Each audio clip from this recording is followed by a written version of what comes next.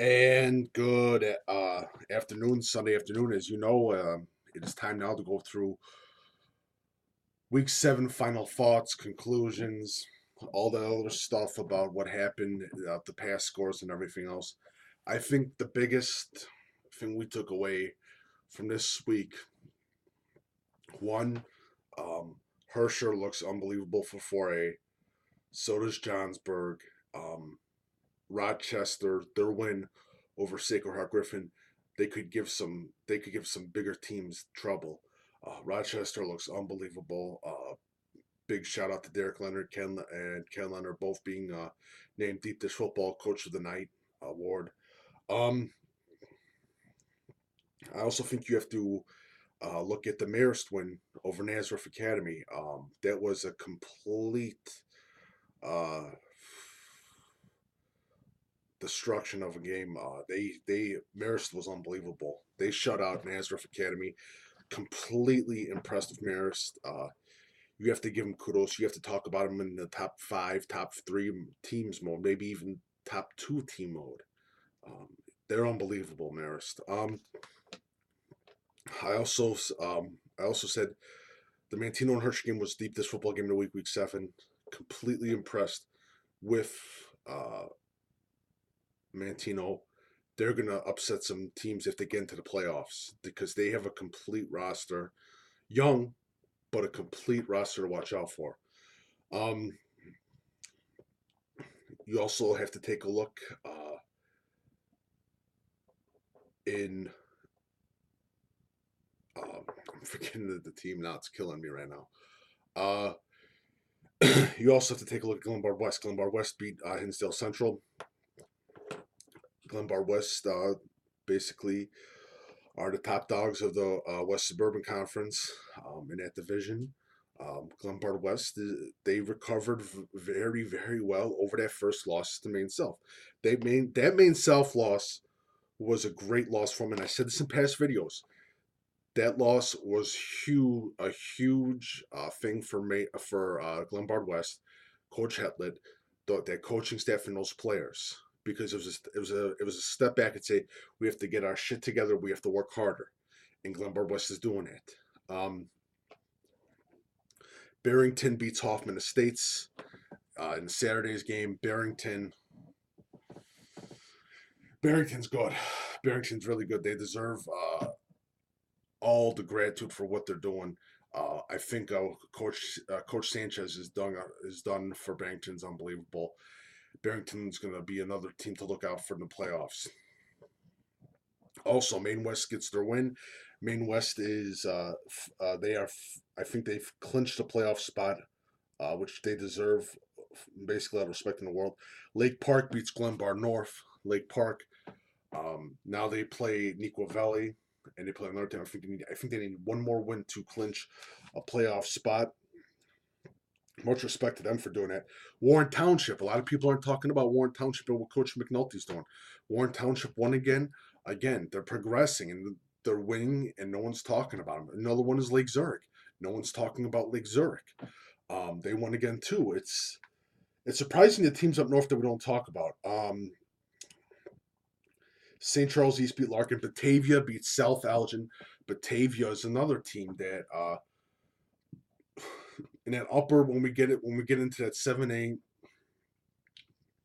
8A, 6A, those divisions, those classes, there's a lot of questions than there are a lot of answers. And especially, I think the only thing for sure is Marist in that Chicagoland area. The only thing for sure is Marist. And I don't consider up north from the Chicagoland area. I think the only thing you can look at Marist, Glenbard West, um, say Maine South, but Maine South still got a few things to fix. But they, like I said, a lot of people were overlooking Maine South before the season. Don't know why. They have, when you have the ability to make great lines in your farm system for offensive linemen, you're going to always have a great season. De La Salle beat Mount Carmel. That was a complete great win for De La Salle and Coach Boeheim. He deserves all the respect in the world for that win too. Grays Lake North beats Grant. There's another one. Antioch beats Lake. Antioch's another team that you got to look out for, too. Andrew wins. Andrew beats Fornwood. Andrew, again, another team that we have very little talked about. Providence beats Fenwick. Providence is looking good. Providence is sneaking up there. St. Viator beats St. Patrick. St. Viator versus Nazareth is going to be a good game this coming week. So is Oswego East versus Manuka. Oak Park beat York. Lamont beat Tinley Park. Lincoln Way East beat Lockport. Lincoln Way West beat Fordham. Lincoln Way Central beat Wabansie Valley, which I think Wabansie Valley is having a few problems right now. Jacobs beats Glenbard East. No surprise there. Herscher, that's what I want to talk about. Herscher beats Buffalo Grove. Buffalo Grove's got their first loss. So does Hoffman Estates. Two teams that, you know what? Better for losing that first game right now before they lose into the playoffs. And it's good, and it's going to be proven. Hoffman Estates and Buffalo Grove are going to be teams to reckon with because of that first loss. That first loss means a lot. I'm not talking about the second loss. I'm talking about the first loss. The first loss is basically, okay, we need to fix these things now. Glenbard South, doing a great job. Coach Chrissy, they beat St. Edward. Again, hats off to them. It's going to be a good game. IC beat Wheaton Academy steadily. IC and Glenbard South is going to be another big game this next week. And Prairie Ridge beats Hampshire. No surprise there. Palatine beats Friend. No surprise there. Phillips beats Rabby. Phillips looks good. Rabby's going to look good in the playoffs. A lot of people, this, again, a key first loss is key for a high school football team before that season, and I'm not talking about the middle of the season or the ending or the beginning of the season. At that end point is perfect because you have 2 weeks now where you can basically game plan and say, all right, we got to focus and basically time things up as a team. A couple scheme problems that we have to fix up, and it's good as soon as they get into the playoffs. And I've talked about that. I'm going to keep talking about that numerous times and hammer it down. I know a couple people are pissed off about that, but it's just true. Schemes. When a team points out a scheme and the team beats you, and you're on a winning team, and you lose your first game, you don't think you're immortal as a team. You don't think that you're a powerhouse. You think, okay, let's make this team better. How do we make this team better? You go through game film, you dissect the game film, and you look at the problems that you see that those teams exploited. That's what's perfect about that first loss. All right. Lyons Township beat Downers Grove North in a tight game.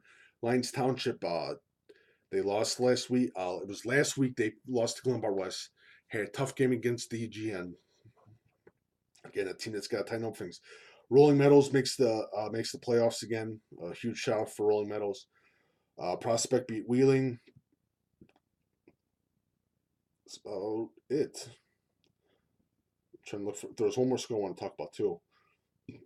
New Trier beat Nosdorf. New Trier is another team I keep saying, people, watch out for. New Trier is a great team. Coach Dow has that team going. I will keep preaching New Trier football because they've completely impressed me. This is not your parents' New Trier football. I'm just saying that. Now, week 8,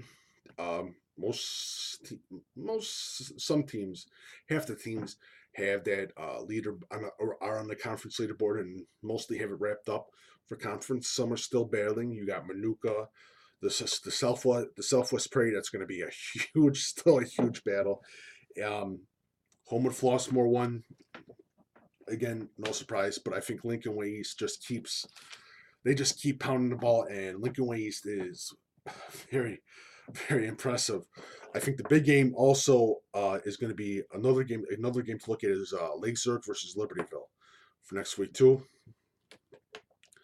Again, it's going to be another interesting week in IHSA football, but things are starting to wrap up where we can start talking about playoffs and everything else, and that's of course week 9. So, I mean, it should be interesting. Willaimsville is still looking great. It's down in that area. Williamsville's looking like a beast.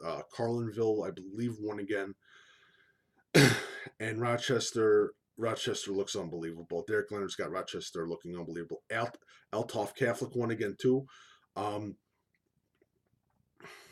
Uh, I have to say down in the south, El Dorado, El Toff Catholic, East St. Louis, another one, Dunlap. Another team that no one's really talking about that much is Dunlap. Menamore's losing it a little bit. It's going to be an interesting last 2 weeks, especially down in central Illinois in those small conferences.